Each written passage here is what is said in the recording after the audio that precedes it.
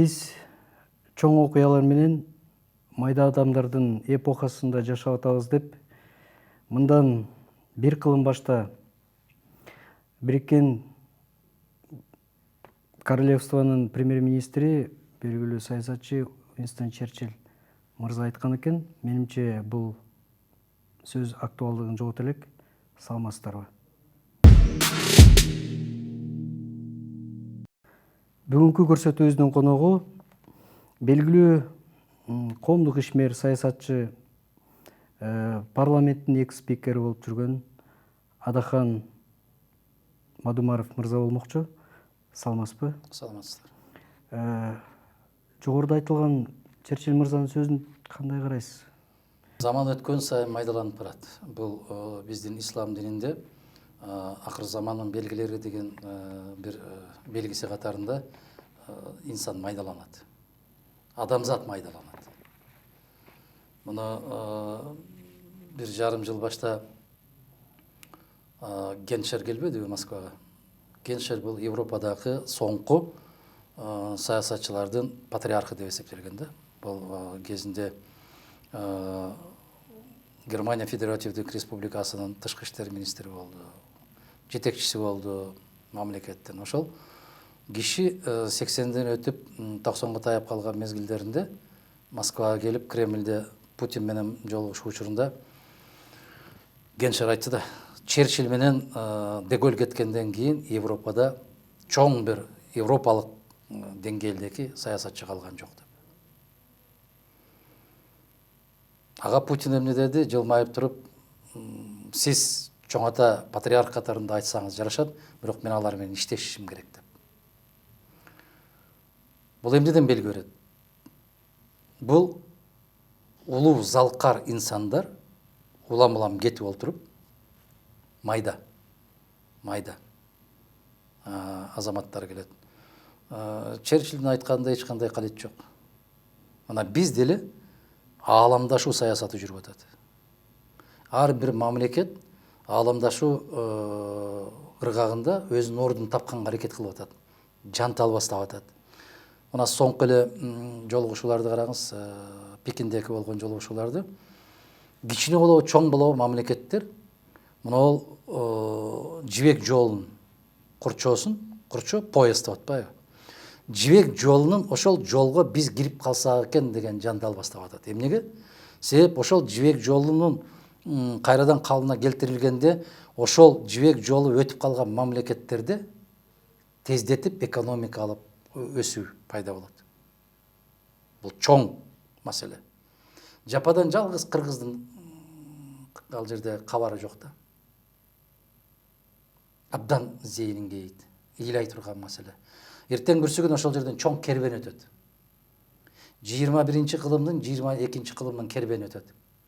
А биз улут катары, мамлекет катары кербенин сыртында өтүп аткандарды карап, келгендерге кош келгиле, кеткендерге жакшы баргыла деп кое турган мамлекетке айланып калабыз. Эгер биз ошого аралашпасак, эмне үчүн аралашпай калдык? Мына сиз айткан Черчилльдин сөзү менен айтып атасыз, чоң окуялардын алдында ошол чоң окуяларга маани бере алчу, көрө алчу, келечекти байкай алчу кыргыз саясатчыларынын жоктугунун кесепети. Бүгүн эң керектүү маселе кыргыз саясатчыларына эмне? Ким премьер болот? Кимдин партиясынан губернатор болот? Тиги министр ким партиясы болот? Биздин партияга кайсы министрлик тиет? Бул баягы бир кичинекей бир көлчөктө өзлөрү менен өзлөрү биринин бетине бири баткак чачып отурган балдар да. Майда адамдар. Өтө майда. Өтө майда. Эгер ошолордун кемчилдигине мындай көрсөтүп койгон болсоң, өзүңдү карап ал деп туруп баткакты сенин да бетиңе чачат да. Мына ошондой заман. Бул сүрөттөмө кокусунан чыгып кетти. Бул ойдо жок сүрөттөмө, бирок бул сүрөттөмө менен сиздин ошол Черчилльдин айткан сөзүн келтиргениңизге бүгүнкү заманда мисал келтирип айтканга аракет кылдым. Бул чындыгында таң калыштуу айтылган сөз экен. Сиз азыр тууралыгын далилдеп атасыз да. Бир сөздө Аткан мырза, саясат табиятынан эмне бул? Биз саясат деселе бирин бири сатмай, бирин бири караламай, бирин бири жамандамай, таарынмай деп түшүнүп калдык. Биздин кыргыз саясат. Жана сиз айткан майдалыктын кесепети баары. Адам майда болот да. Дагы бир залкарлардан бирөө айтканда, улуу инсандар идеяны талкуу кылат. Орто адамдар жагдайды талкуу кылат. А майда адамдар адамдарды талкуу кылат деп. Көрдүңүзбү? Туура. Адам канчалык майда болсо, ал ошол ушак менен жашайт. Бүгүн кыргыз журналистикасы да, кыргыз саясаты да, каалайсызбы кыргыз коому дагы абдан майдаланып кеткен. Муну кыргызга орусча сүйлөмөйүнчө ишенбейт дегендей деградация. Аябагандай деградация, маргинализация, люмпенизация деп коет. Бул илимий жактан берилген баалар. А эмне үчүн ошондой болуп баратабыз? Сабатсыздык. Сабатсыздык, дагы бир жолу сабатсыздык. Мектептер бүгүнкү күндө баягы орто билимге ээ болгон азамат жигиттерди, кыздарды чыгара турган жайга эмес, статистика жайына айланып калды. Эмче бул туура? Быйыл канча киши 1-класска барды, канча бала 11 классты бүттү. Бүттү. Болду ошол эле. А кандай билим алды? Билим деңгээли кандай? Биз башка өнүккөн мамлекеттерге эмес, кошуна мамлекеттер менен эртең бүрсүгүнү атаандаштык жарата алабызбы, жокпу? Биздин жаштардын аң сезими, алардын билим деңгээли, алардын алып аткан билим деңгээли менен эртең атаандаша алабы? Биз өксүк болуп келатпайбызбы? Мына башка мамлекеттерди карап келсеңиздер, алардын жетекчилери Борбордук Азиянын чөлкөмүндө алып карасаңыздар, улуу инсандар болуп атпайбы? А биздикилер кокусунан келип калып атпайбы? Даярдыгы жок келип калып атпайбы? Эмне үчүн ушундай болуп атат? Коом майда.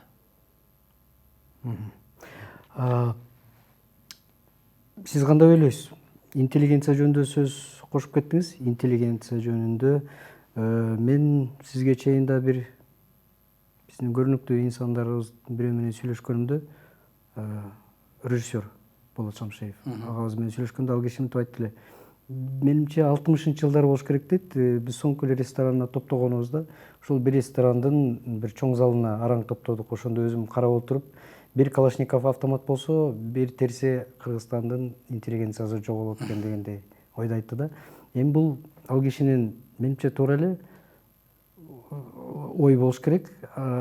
Айтайын деген, биз мына 26 жыл азыр саясаттын өзөгүн түзгөн көпчүлүгү акчалуу олигархтар деп коебузбу, бизнесмендерби, алардын арасында албетте жана байпаксат жүрүп байыган, чыныгы менети менен байыган деп коелук адамдар да бар. Бирок көпчүлүгү ошол мурастан, Советтер Союзунан калган мурасты сатып, коммерция кылып байыгандар. Азыр бай болуп Кыргызстанды сактап калабыз деп кыйкырып атканы мен үчүн түшүнүксүз. Бирок саясаттын өзөгүн ошондой акчалуу адамдар түзүп турганда, азыркы мен интеллигентмин деген адамдар өзүн бир аз күнөөкөр сезеби? Себеби ким кепилдик берет?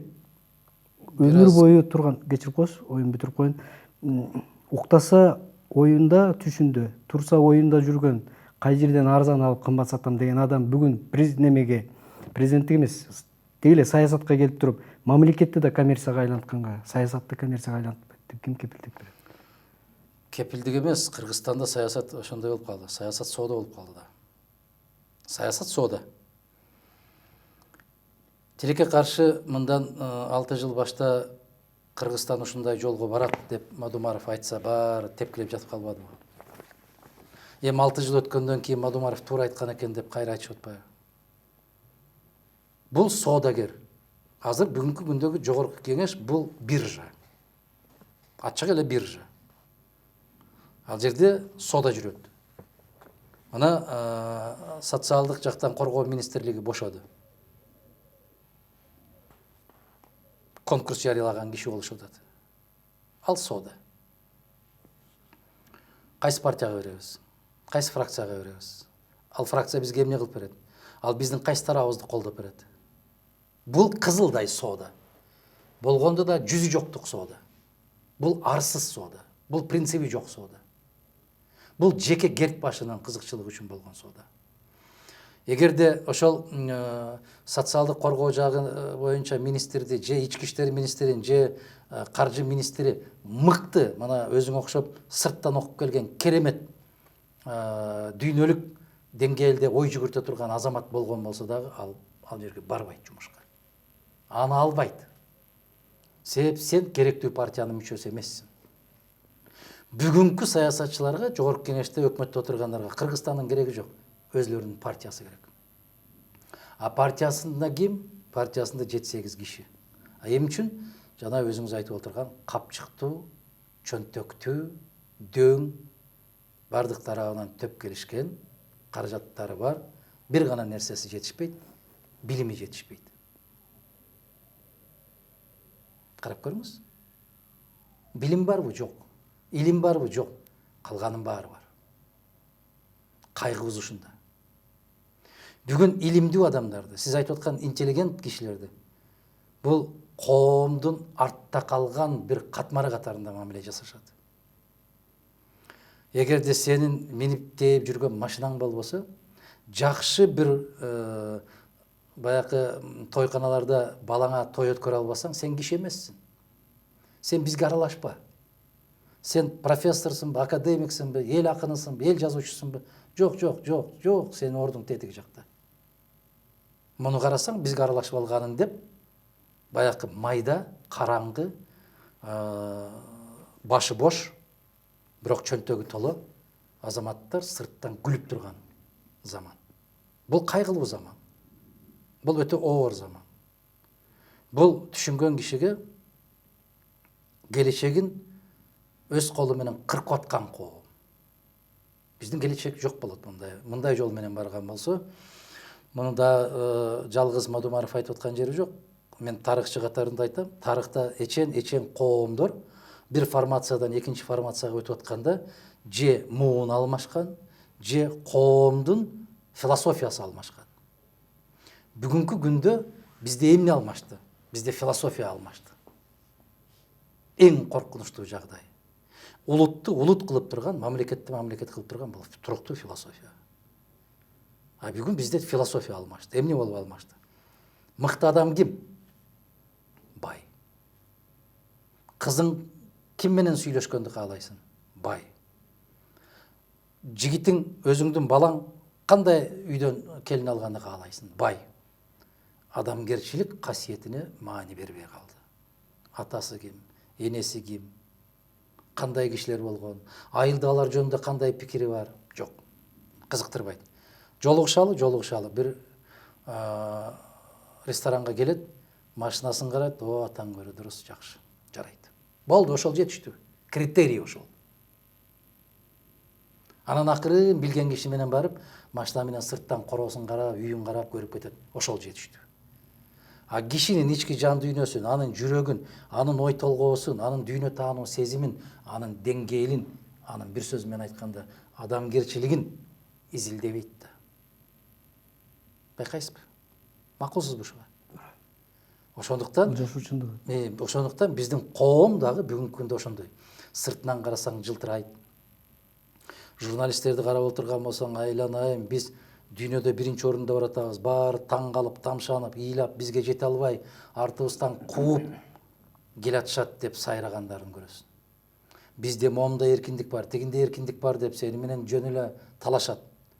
Урушуп кеткенге чейин барат. Куттуу болсун. Ушул сөзүңүздө эле улай, биздин өкмөт башчыбыз дагы, аны колдоп артында турган партиясы дагы, анан кээ бир саясий ишмерлер дагы, сиз айткан журналисттер дагы кээде айтып келишет.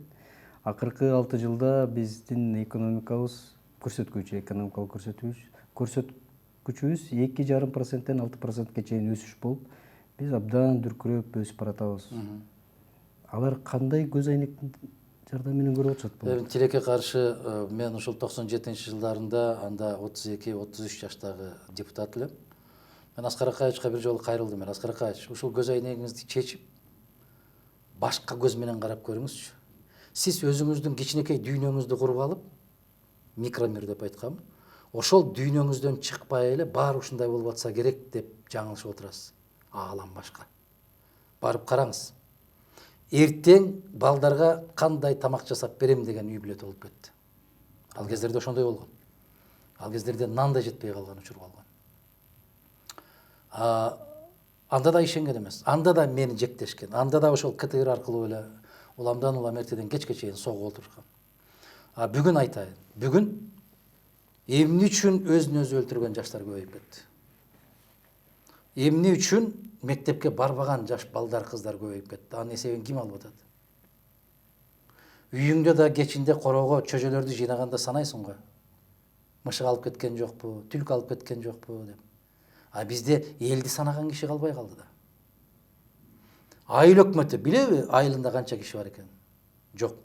Биз дали болсо Россиянын стат комитетине караган болсок, бүгүнкү күндө Россияда Бишкек менен Ошту бүтүндөй Кыргызстанды бириктиргенге караганда көбүрөөк кыргызстандыктар иштейт деп кечээ чыкты. Туура.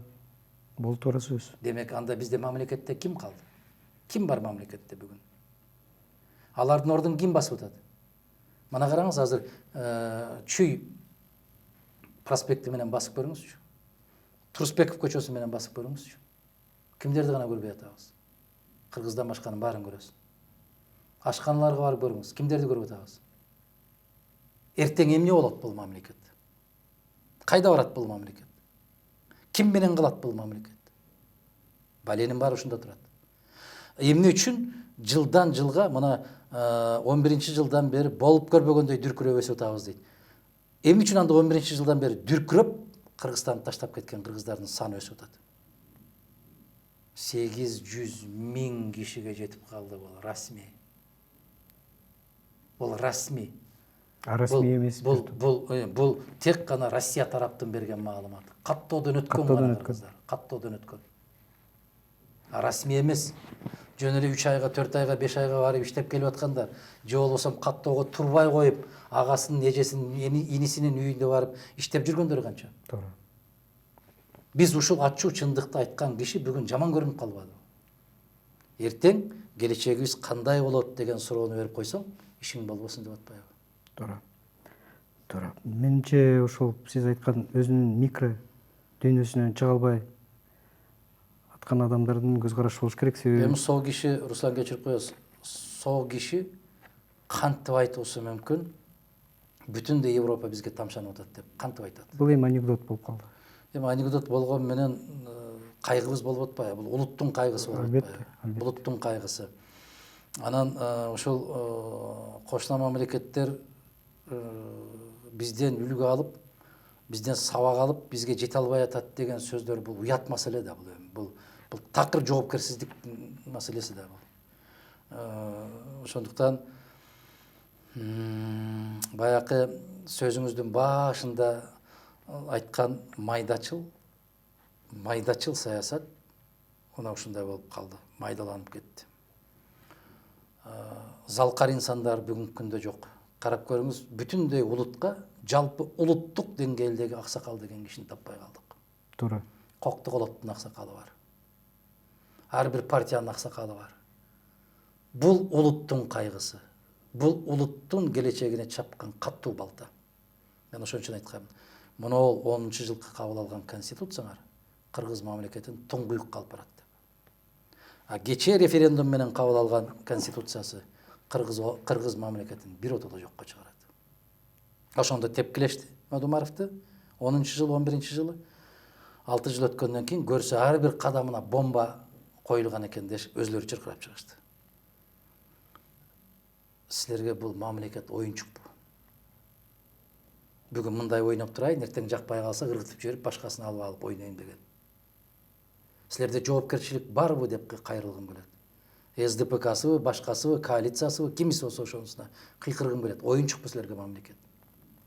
Же бир баякындай бир тажрыйба өткөрө турган лабораториябы? Кечээ 6 жылдан кийин дагы бир азамат кыйкырып атат. Коалициялык өкмөт өзүн өзү актабаганы белгилүү болду деп. Ошон үчүн 6 жыл жүрүшүң керек беле. Эрнест Хемингуэй эске түшөт. Англиядан чыгып келаткан жаш жазуучу аял өзүнүн бир чыгармасын жазып, Эрнест Хемингуэйге алып барыптыр да. Аксакал, дүйнөнү дүңгүрөткөн жазуучусуз, уруксат бериңиз, мен ушул чыгармамды таштайын сизге. Карап окуп пикириңизди жазып берсеңиз деп. 2 ай өтөт, кабар жок, жарым жыл өтөт, кабар жок, акырында өзү учуп келип кайра. Жолугуп, аксакал, мен сизге бир чыгарма таштадым эле. Десе, ооба дейт, эстедим дейт. Алып колуна карматат. Баягы жазуучу аял карап көрүп атат, биринчи барактан башкасын окуган эмес. Кандай десе жарабайт дейт. Бул чыгарма жарабайт дейт. Десе, аксакал, сизде уят барбы? Бир гана бетин карап турсуз, калганын окубай туруп, кантип жарабайт деп айтасыз десе, Хемингуэй айтат. Мен күндө эртең менен туруп өзүмө 2 жумуртка бышырам дейт. Мен жумуртканын аягына чейин жештин кажети жок, жумуртка састык экенин билишим үчүн дейт. Бир эле кашык салганымда билем дейт састык экенин. Ошол сыяктуу сенин чыгармаңдын биринчи барагынан түшүндүм, эч нерсеге жарабайт дейт. Ошол сыяктуу 10-жылы кабыл алгандагы конституцияны айткан. Бул конституция кыргыз мамлекетин туңгуюкка алып барат. Мени тепкилегендер тирүү. Азыр да гүлдөп жүрүшөт. Эми айтып атат, көрсө бул конституция баленин баары ушунун ичинде экен деп. А мынол конституциясы, азыркы конституциясы, бул мамлекетти биротоло жок кылат. Кудай сактасын ошону. Сиз айтып аткан азыркы сөздөрдө абдан чоң маани бар да. Менде бир ой жаралат да, суроо. Мен сиздин оюңузду билгим келип атат. Деги эле биз кыргыздар бир нерсени өзүбүз ойлоп таба алабызбы? Эмнеге сурап атам? Ошол сиз айтып аткан конституциядагы мен ойлоп жүрчүмүн, биз өзүбүз жаздык го деп. Көрсө бул биз акыркы 2010-жылкы Америкадан, ага чейинкини Франциядан алып келип жабыштырган экенбиз. Ооба. Эмне үчүн биздин комубузга сиңип кетпегени? Ал биздин менталитетке туура эмес. Арслан мырза, сиз сыртта жүргөнсүз да, мен ушуну сессияда какшайт элем да.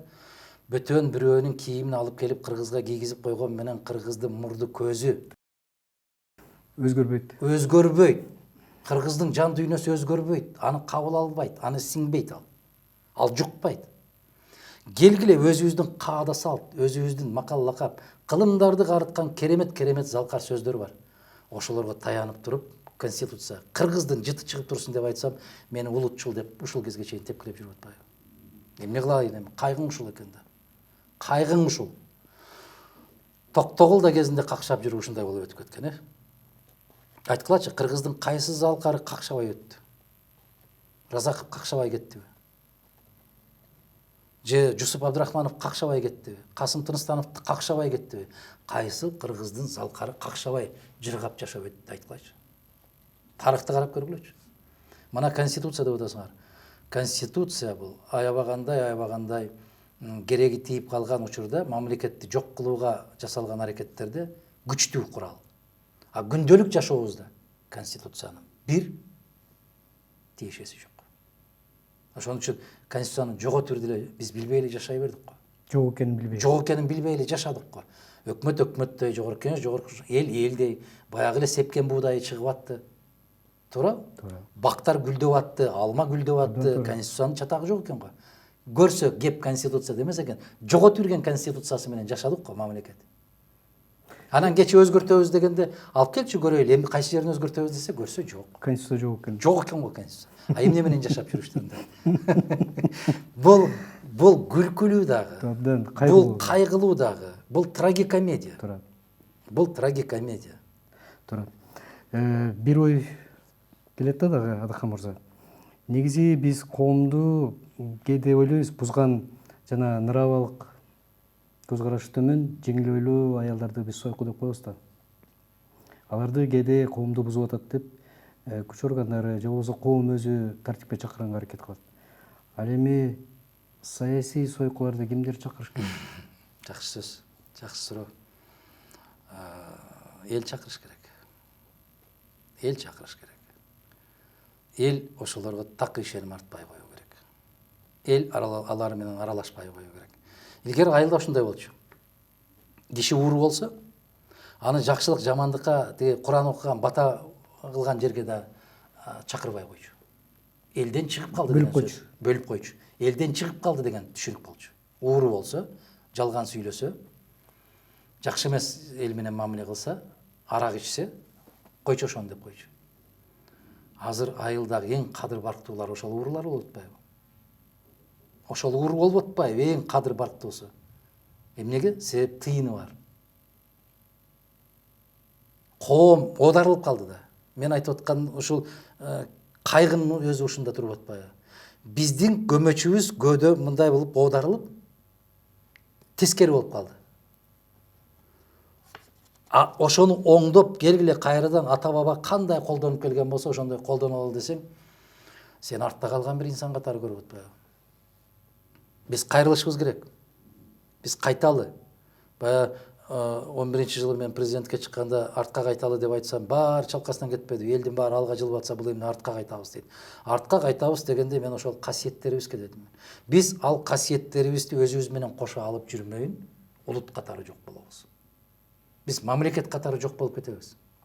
Билесиңерби, биз 3,5 миллиондой кыргыз эмне үчүн мамлекет болуп, эмне үчүн улут болуп жүрөбүз? Биз касиетибиз өзүбүздүн, бизге гана таандык болгон касиеттерибиздин бар болгону үчүн. Эгер алга деп чуркай берген болсок, эртең тилибиз, тил кеткенден кийин дилиң, дилиң кеткенден кийин диниң, ошону менен баарын кетет. Бүгүн кийимибиз калдыбы? Жок. Каада салтыбыз калдыбы? Жок. Сырттан, нарындан, көлдөн, таластан, оштон, баткенден киши келсе, козу сойгон үй калдыбы? Жок. Ошол козуну жакшынакай кылып союп туруп, жиликтеп дасторконго коюп аткан ошол үйдүн ээсинин баласы барбы? Жок. Үйдүн ээсинин баласы ошол козуну алып келип, мону союп казанга сал десең, сасыйт деп туруп таштайт, качат. Сасык деп туруп качат. Ушул кыргызбы? Кече мен бир кайгы болгон жерге Куран окуттум. Куран окутуп барып, анан мага тийген тиги устуканды ошол айылдын аксакалына келиңиз, тиги небереңизби десем, мии деди, небереңизге берип коюңуз десем, ал аябай кубанып, сүйүнүп, аксакал небересин чакырып берип, албайт да, титиреп албайт. Кармайлана уят кылба кишини десе, учунан момундай кылып чымчып кармап алып кетип баратат. Чымчып кармап алып ар жака барып таштап коюп атат. Силер жегиле деп. Биз башта аксакалдардын колунан жулуп алчубуз да. Биз күтүп турчубуз да. Кайсыл аксакал кимге ыргытат деп. Дасторкондон томолонуп бир 5 метр, 6 метр томолонуп келсе, жолдон бараткан тосого алып, тиги аксакалдын устуканын мен, кешигин мен жедим деп сыймыктанчубуз да, сүйүнчүбүз. Ошо кишинин жашын берсин, ошо кишинин акылын берсин деп ырымдачубуз да. Бүгүн ошол койдун кайсы бир жилигин момундай кылып көтөрүп жүргөн кыргыз эртең кандай кыргыз болот? Ким болот эртең? Адахан мырза, мен тарыхчылар менен да көп сүйлөшкөнгө аракет кылам. Себеби биз азыркы абалыбызды билиш үчүн өткөн тарыхыбызды жакшыраак билгенибиз туура болот экен да. Кээ бир тарыхчылар айтат, биз кыргыздар 7-чи мамлекетибизди куруп атабыз деп. Анан эсептеп да беришти. Тиги Манас атабыздан, Атилла бабабыздан тартып бүгүнкү күнгө чейин 7-чи мамлекет. Эң кызыгы, ар бир мамлекет курганда титулдук нация болуп, улуттуу болуп, титулдук улут болуп, кандай абалда болбосун кыргыз болуп калат. Бул бир кудайдан колдоо тапкан эл сыяктуу болуп. Бирок өзүрүн, мамлекеттин өзүрүн көбүрөөк четтен, сырттан келген адамдар көрүп калат деп айтат. Бирок эми биз 7-чи мамлекет курган менен азыр глобалдашуу, сиз айтып аткан техникалык прогресс, экспансиялык жана жүрүштөр абдан кыйтыр ойлонулган. Илимдин деңгээлинде, билимдин деңгээлинде, диндин деңгээлинде, ар кандай проектлердин деңгээлинде бизге кирип атат. Биз эми азыр жоготсок 8-чи мамлекет курууга мүмкүнчүлүгүбүз болобу? Анан ошону курганга кыргыз калабы, калбайбы? Бул бүдөмүк. Ошол жөнүндө сөз болуп атат да. Эми бир ой. Сиз саясатчы катары акыркы убакта мына көбүрөөк президенттик шайлоо жөнүндө сөздөр көбүрөөк болуп атат. Анан сиздин атыңыз да кээде аталып кетет. Мен көрүүчүлөр туура түшүнөт деп ойлойм, себеби жана бизде бир закондор бар экен. Шайлоого катышам деген талапкерлер менен шайлоо башталганга чейин бир өгөт иштери болбош керек деп. Мен ойлойм, бул өгөт иштер эмес, бул ой жүгүртүү гана.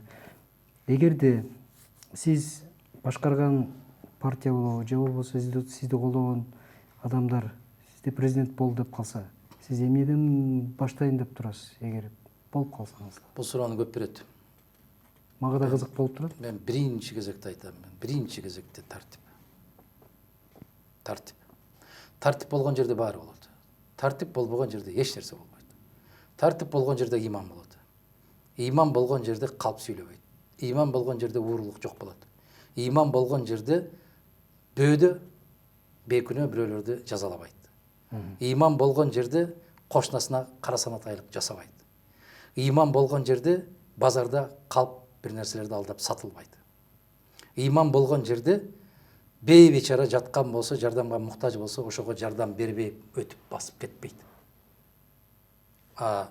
Иман болбогон жерде мыйзамды Венециядан көчүрүп жазасыңбы, же болбосо Венецианский комиссиянын колдоосу менен алып келесиңби, же Американын мамлекеттик департаментинен алып келесиңби? Кайдан алып келсең дагы иман болбосо, анын бир тыйынга жарабайт. Иштебейт. Түшүнүктүү. Биринчи кезекте мен ушунан баштаар элем. Тартип, иман. Болду. Калган өзүнүн ордуна келет. Биз тилекке каршы кимиси сүйлөсө эле инвестиция дейт. Кимиси сүйлөсө экономика дейт. Алардын баары ким үчүн? Адам үчүн да. Адам кандай адам? Маселен, курал, мылтык жараттың да. Эмне үчүн жараттың ошону? Аны менен каракчылык кылсаң да болот. Аны менен мекенди коргосоң да болот. Кеп ошол курал кимдин колуна тиет? Каракчынын колуна тиеби? Же мекен коргоочунун колуна тиеби? Анан ошол куралды жасаган кишини барып сокуп коюш керек да. Сен ушундай курал жасап коюпсуң деп. Ал керек да. Ансыз болбойт. Кандай дейсиз? Туура. Же болбосо мына азыр жай мезгили аябай ысык болуп атат. Көлчөктөр, бассейндер бар. Ошол бассейнге бирөө чөгүп кеткен болсо, ошол бассейнди курган кишини барып токмоктогош керек да. Биз дайым бир бале болсо, эмне болду, качан болду, ким болду деп ошондон баштайбыз да. Жасаардын алдында бул эмне үчүн жасалып атат? Кимдин максаты үчүн? Эмне багытта жасалып атат деп биз башталып атканда карашыбыз керек. Ошол сыяктуу мына шайлоого барарда биздин биринчи кезекте коом өзүнүн жоопкерчилигин сезиш керек. Каттуу сезүү керек жоопкерчилигин. Кимди шайлайбыз? Мен эмес, жалгыз мен эмес. Мен дээрлик айтам. Өзүбүзгө өзүбүз бир эл катары, улут катары өзүбүзгө өзүбүз ой жүгүртүшүбүз керек да. Мен эмне үчүн шайлоого баратам? Же барбай койгон болсо, мен киммин, адаммынбы? Мен ушул мамлекетке керекменби? Ушул мамлекет меникиби? Меники болгон болсо, мен эмне үчүн шайлоого барбай, кайдыгер болуп курсагымды тырмап жатам деп адам уялышы керек. Мына ошондой саясий маданият деңгээл көтөрүлгөндө улутта бир жылыш болот. Ансыз жылбайбыз. Туура. Бул туура, таптан туура ой. Бир сөз бар. Ар бир үй бүлө бул мамлекет. Мамлекеттин кичинекей модели бул жеке үй бүлө деп. Эмне үчүн бизде өгөй атасы көбөйүп кеткен үй бүлөлөр көбөйүп кетти. Өгөй атасы бар үй бүлөлөр көбөйүп кетти. Менин суроомду сиз түшүндүңүз болуш керек. Эгерде биз кичинекей үй бүлөнү Мен түшүндүм. мамлекет катары Мен түшүндүм. Жана сиз айткан майда саясатчылардын кесепетинен да. Ар бир саясатчынын өкүл атасы бар да. Ар бир саясатчынын өкүл атасы бар. Ар бир мамлекет өзүнчө бир балдарды багып алган. Кыргызстанда бакма балдары. Ошол балдары аркылуу ал мамлекеттер өзлөрүнүн саясатын жүргүзөт. Анан майда коом, сөздүн башына кайра келип атабыз. Майда коом өз киндигин өзү кесе албай ошол өгөй аталарды карап отурушат. Кимдин өгөй атасы күчтүүрөөк экен деп. Ошон үчүн кыргыздын тагдырын бөтөн жактан күтүп отурат, ошолор чечет деп. Мына кайгы. Бул улуттук кайгы. Экөөбүздүн сөзү өтө философиялык болуп кетти. Себеп теманы ушундай койгон экенсиз, майдалык жөнүндө. Майда коомго сиз айткан өгөй аталар көбөйөт. Убактылуу болуп. Эртең ал атасы кетип калган болсо, өгөй атасы өзүнүн маселесин бүтүрүп алып, анын ордун башка ата келип ээлей берет. Себеп майда коомго баары бир. Нанды ким берсе, чайды ким берсе ошол болду. Ата болуп кала берет. Ата болуп кала берет. Баягы мен силерге жаңы ата таап берем деген кинолор көбөйбөдү? Ошол сыяктуу бул саясатчылардын майдалыгынын кесепети. Өз алдынча өз эрки менен бир маселени чече билбей калгандыгынын кесепети. Күн карама болуп калгандыгынын кесепети. Бул алгачкы эгемендүүлүктү алгандагы жүргүзгөн 10 жылдагы саясаттын кесепетин бүгүн тартып атабыз. Күн карама саясаты. Бүгүнкү жүргүзүп аткан саясаттын кесепетин дагы 15 жылдан кийин тартат. Ал өтө коркунучтуу. Бүгүнкүгө караганда эсе коркунучтуураак болот. Анда өгөй ата деп жакшы айттыңыз сиз. Өгөй аталардын заманы келбейт анда. Анда кожоюндардын заманы келет. Өгөй ата кой эл көзүнө деп уялып кичине өз балага мамиле кылса дагы башкачараак бир мамиле кылса эл көзүнө, жок дегенде эл көзүнө аталык милдетти аткарып коелу дешкен бир сезимдер болот. А кожоюндар келгенде анда өтө чатак жагдай болот анда. Биз ошого баратабыз. Мен күрөшүмдү токтотпой аткандын кесепети дагы ошол коркунучтардан. Кайдыгер болуп отургум келе албагандан. Бул атуулдук милдет. Атуулдук да милдет экен, мусулмандык да милдет экен. Мусулмандык милдет экен, себеп ошондой коркунуч келатканын көрүп туруп, ошого каршы чыкпасам, мен мусулман, толук мусулман болушум күмөн болуп калат. Сиз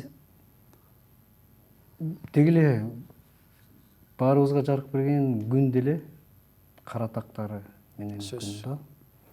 Анан адамда да сөзсүз жана орусча айтканда слабый жактары болот. Кемчиликтери. Албетте мындай эл алдында жүрүп, чоң саясат менен алек кылам деген адамдын артында көп сөз сүйлөйт, көп сөз болот. Сиздин талуу жериңиз кайсыл жер? Душман айткандан көрө менимче өзүңүз айтканыңыз жакшы болуш керек. Талуу жер Ушак. Дагы бир жолу Ушак. Бир киши айтканда, кээде көчөгө чыгып сурагың келет дейт. Мен иштерим кандай болуп атат деп.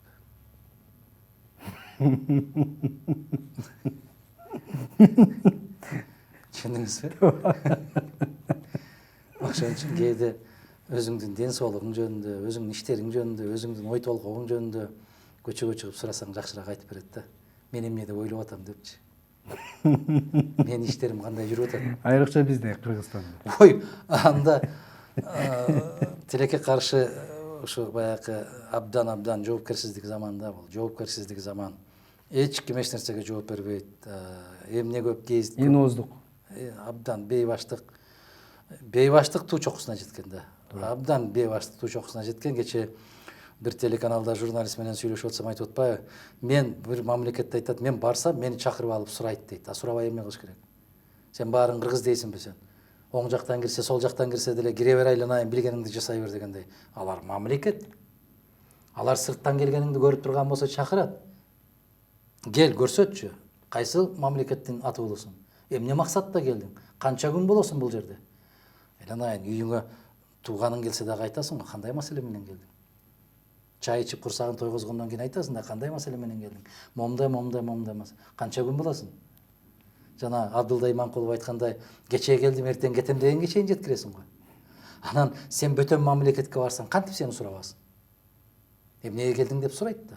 Эл да алар. Ал кыргыз мамлекети эмес да, жайлуу.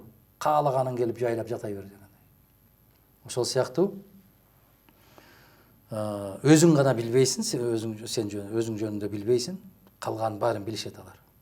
Өзүң гана билбейсиң да.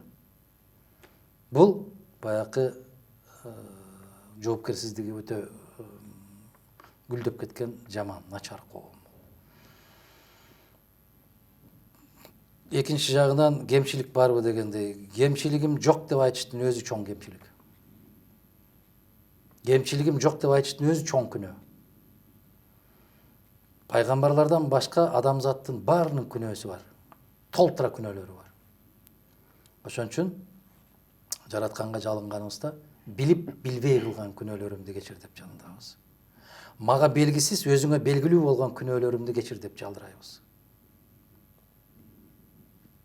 Ар бир намаз окуганда ошентип жалдырайбыз. Туура.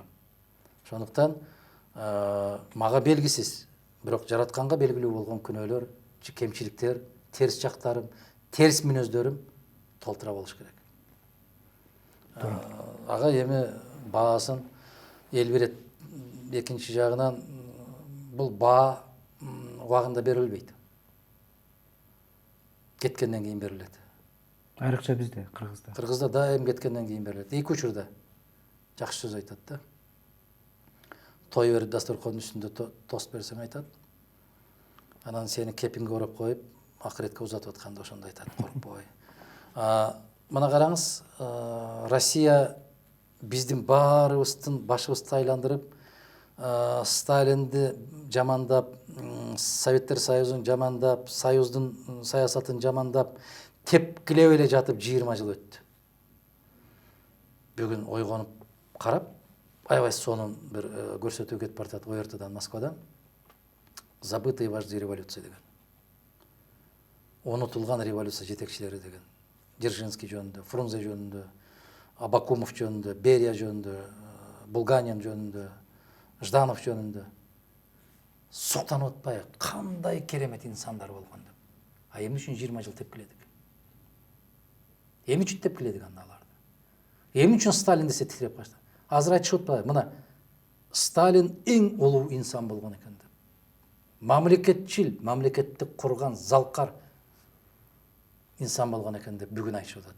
А муну Сталин кезинде айткан. Өзүнүн китебинде жазып атат. Мен каза болгондо менин мүрзөмө ар кандай жуугундуларды, шыпырындыларды алып келип төгөт.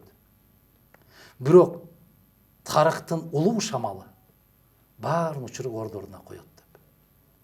Көрөгөчтүк эмеспи? Туура. Ошол сыяктуу биздин дагы бүгүн баягы артыкчылыгыбызды дагы, кемчилигибизди дагы айтаар мезгил келет. Кудай кааласа ошондой күндөр келет. Сиз кандай ойлойсуз? Биз кээ бир адамдар ойлошу мүмкүн. Биздин экөөбүздүн, сиз экөөбүздүн сүйлөшүп аткан сөзүбүздү угуп туруп, буга чейин да кээде байкап калам. Ыйлактаганыңарды койбодуңар.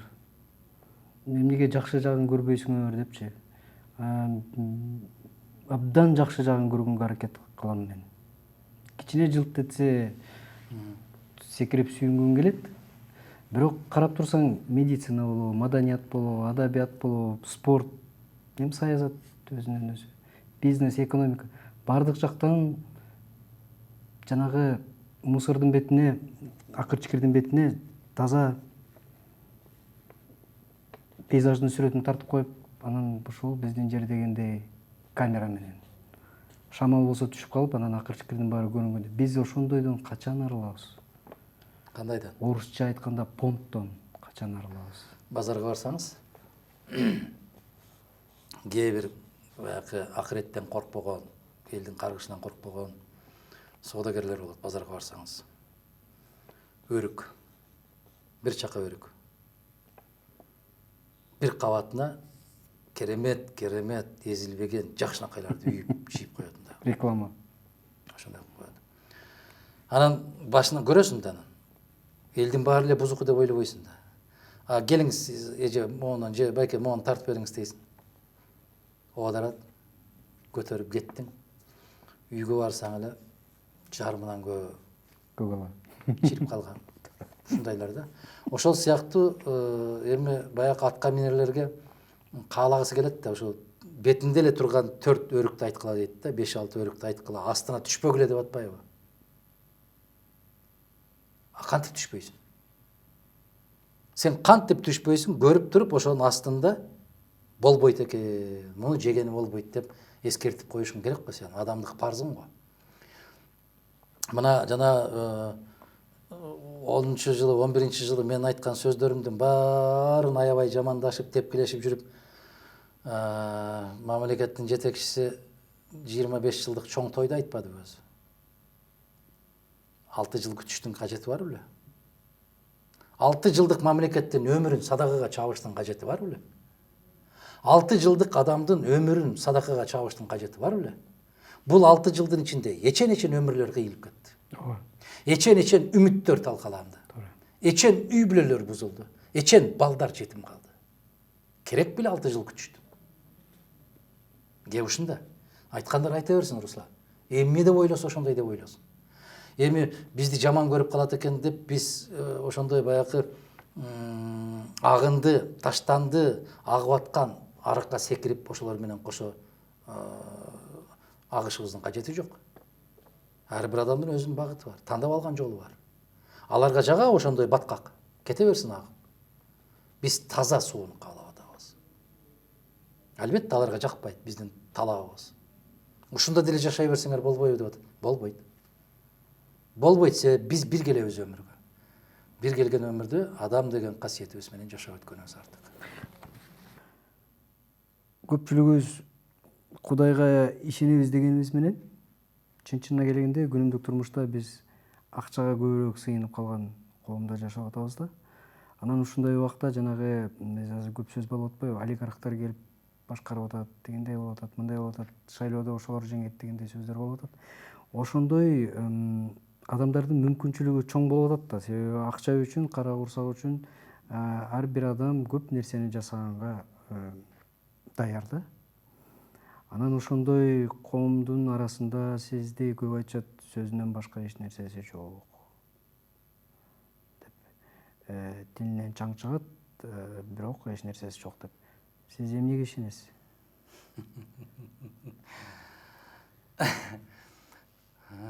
Ошол тил бул Кудайдын берген байлыгы.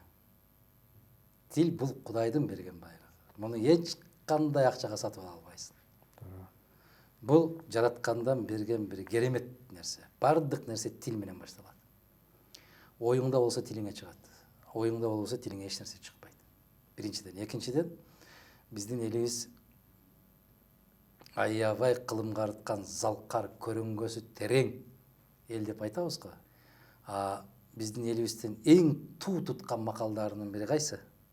Өнөр алды кызыл тил. Өнөр алды кызыл тил. Канча өнөрүң болсо болсун, бирок баарынын алдында тил. Тил бул акыл. Тил бул билим. Тил бул илим. Тил бул ой жүгүртүү, философия. Анан чексиз байлыгым ушул менин. Баягы акчасы көп банктары бар, анан ресторандары бар, анан тигиниси завод, фабрикалары бар дегендер менин тилимди сатып ала албайт. Алардын байлыгы жетпейт. Ишенсеңиз, байлык жетпейт ага. Ошондуктан мен чексиз баймын. Биринчиси бул. Экинчиси, Черчилль менен баштадыңыз. Черчиллдин дагы акчасын сөз кылган жоксуз да. Туура. Сигарасын сөз кылган жоксуз да.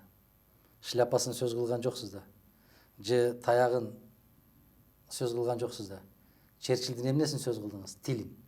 Минген машинасында сөз кылган жок. Минген машинасында канча жолу пример болду, кандай жеңиштерге жетишти, аскер министри болгон, деңиз министри болгон. Аларды айткан жоксуз да. Айткан сөз. Эмнени айткан сөзүн айттыңыз. Бул тил. Бул адамдын ой жүгүртүү кабилетинин деңгээли. Тил. Толстойду деле канча жыл жашады, кандай жашады, эмне болуп жашады деп айтпайсыңар да. Толстойдун эмнесин айтасыңар? Тилин. Эмне кылды? Жазып кетти. Айтматовдун деле банкын айтпайсыңар да. Туурабы? Айтматовдун самолетун же болбосо Айтматовдун үйүн, Айтматовдун пальтосун же таштап кеткен көйнөгүн айтпайсыңар. Эмнесин айтасыңар? Тилин. Туура. Айтматовдун тили деп окуйбуз. Демек бул эмне? Исхак Разаковдун жасаган иштерине сейрек киши айтат. Бирок Исхак Разаковду алдына киши салбаган чечен деп айтат.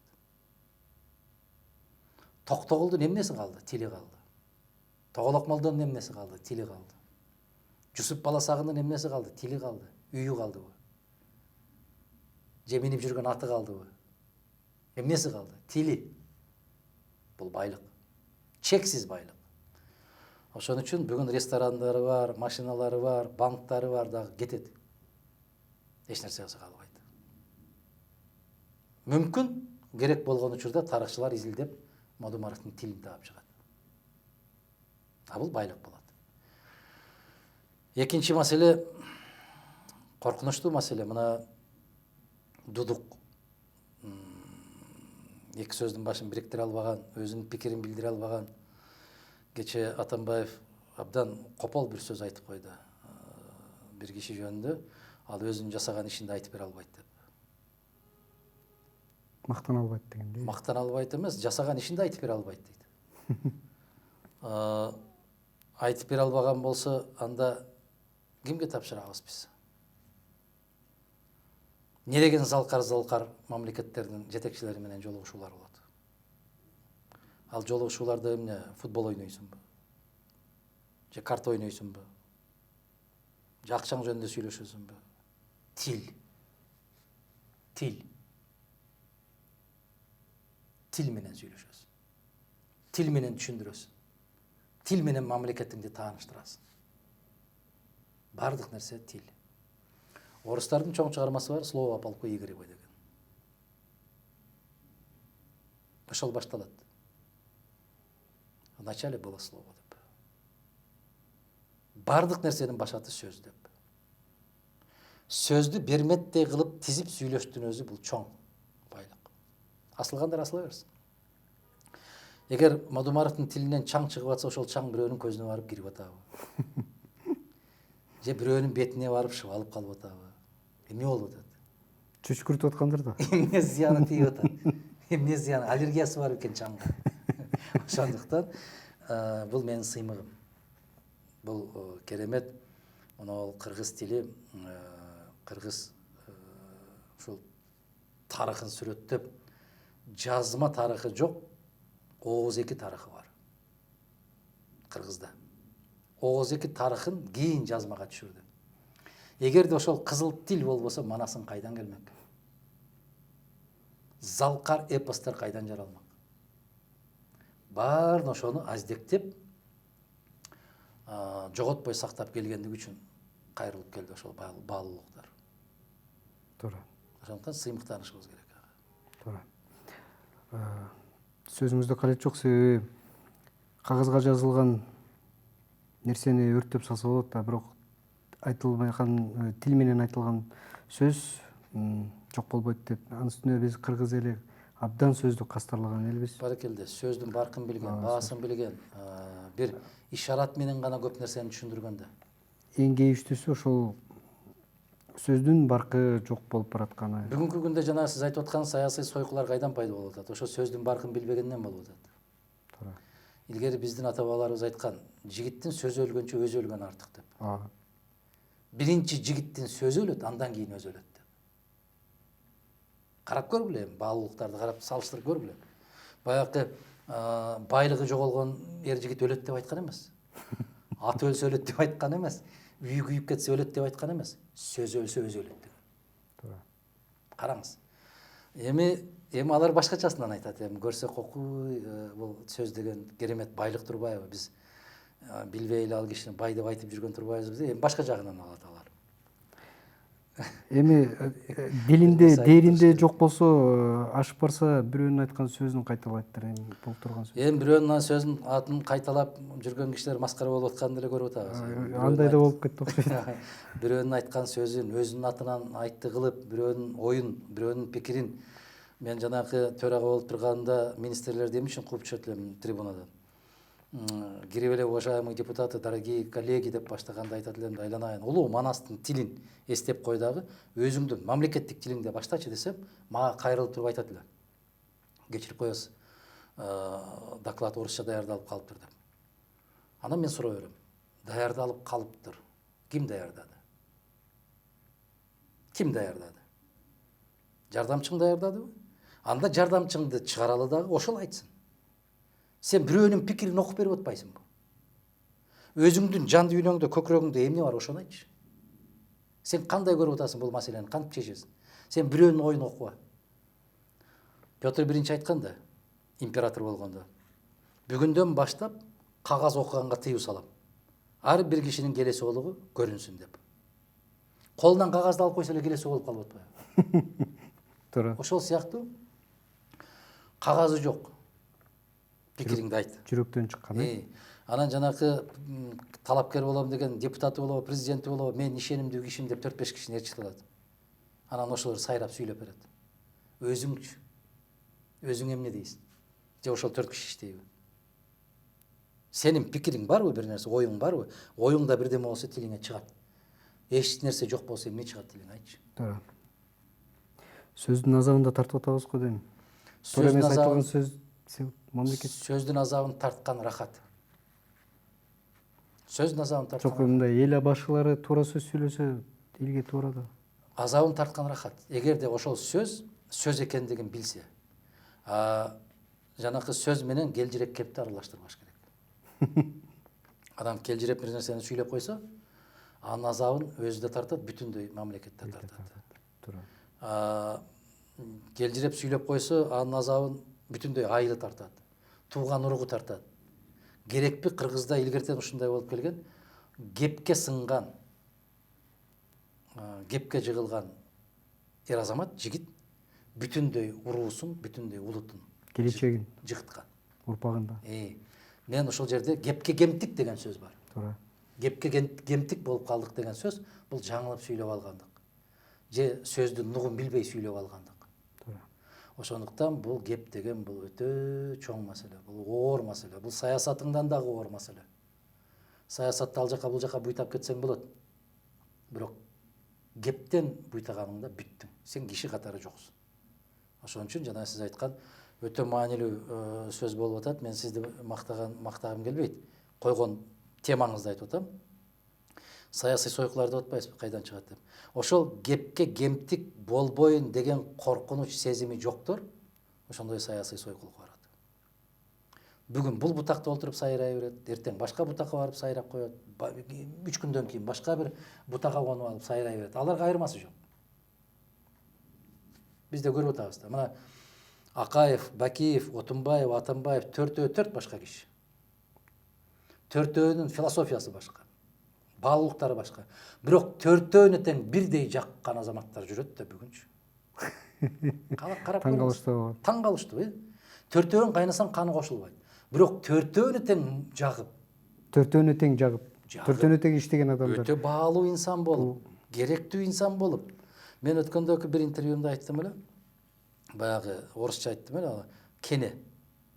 Аларга баары бир кайсыл денеге жармашса. Кандай кан ичкени баары бир. Ал доңуздун канын деле иче берет. Жылкынын канын деле иче берет. Оорлук кан. Жаш конандын, кулундун деле канын иче берет. Оорукчан онтоп жаткан, оорукчан малдын деле канын иче берет. Аларга баары бир. Убагында гана жармашып алыш керек. Алардын бар экени жок экени көбүнчө көзгө көрүнбөйт. Мына ошол Акаевдин денесин соруп келди.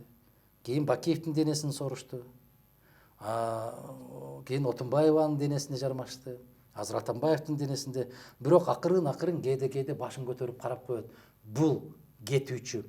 Кийин секирикти кайсы денеге жасашыбыз керек деп алар алдын ала эч нерсе дей албасын, акылдуу, эстүү, көрөгөч. Бүгүн акырын байкалбастан, түнү менен көрүнбөстөн өтүп, келечекте ким болушу мүмкүн деп ошолорго барып жармашып алат. Жашоо жарахат аларга. Жана аларда сиз айтып аткан экөөбүз сөз кылып аткан аларда тил жок. Алар дудук. Аларда курсак бар, дудук. Бирдемени сурасаң дагы эки жакты карап туруп, коркуп туруп, ооба деген сөздү айткандан коркот. Жазылып калбасын да. Же жанындагы киши угуп калбасын. Туура. Алардын жашоосу рахат эмес. Алардын жашоосу зындандагы жашоо. Себеп жүрөк эркин эмес аларда. Муну түшүнгөндө Заман башка болмок. Эми биз сөзүбүздүн башында жанагы кызыктуу адам, билимдүү адам менен сүйлөшсөң убакыттын кандай өткөнү билинбейт деп коет, бул туура сөз. Сиз менен баштаганыбыз азыр эле баштагандай болдук, бирок билинбей 1 саат өтүп кетти окшойт. Менимче биз кандай үмүттө, кай жерде, кайсыл убакта канчанчы жолу сүйлөшпөлүк ушундай эле кызыктуу маек болот деп ойлойм. Сиз менен дагы сүйлөшөбүз деген тилек менен Буюрса. бүгүнкү берүүбүздү жыйынтыктасак, себеби алдыда дагы айтылчу көп сөз бар. Ар бир сөздүн убагында айтылганы менимче жакшы болот. Кудай кааласа. Буюрса, ошол күндөрдү баарыбызга элибиз менен бирге насип кылсын. Убактыңызды бөлүп келгениңизге чоң рахмат. Рахмат.